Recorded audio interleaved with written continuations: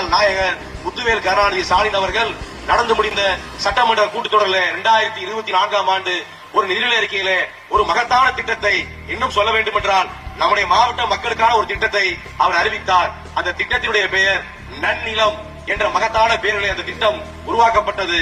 வேளாண்குடி மக்களாக இருக்கக்கூடியவர்களுக்கு நாம் ஒரு மகத்தான திட்டத்தை செய்ய வேண்டும். அதே குறிப்பாக அதிகமான பெண்கள் இருக்கின்றீர்கள், பெண்களுக்கான ஒரு திட்டமாக இருக்க வேண்டும் என்று சொல்லி தான் குடியிருக்கக்கூடிய பகுதியிலே தனக்கென்று 5 ஏக்கர் நிலத்தை நீங்கள் வாங்கிக் கொள்வதற்கு ரூபாய் 5 லட்சம் மானியத்தை கொடுத்து நிலத்தை பெற்றுக்கொண்டு அந்த நிலம் பெறுவதற்காக நம்முடைய ஆதி திராவிட நலத்துறையின் மூலமாக தாக்கோவின் மூலமாக முழு தொகை மானியமாக வழங்கக்கூடிய ஒரு மகத்தான திட்டத்தின் மூலமாக நம்முடைய அன்பு தாய்மார்களே, நில உரிமை நிலம் இல்லாதவர்கள் நில உடைமையாளர் ஆவதற்கான ஒரு ஒப்பற்ற திட்டத்தை நம்முடைய ஒப்பற்ற தலைவர் திராவிட மாடல் முதலமைச்சர் தந்திருக்கின்றார்.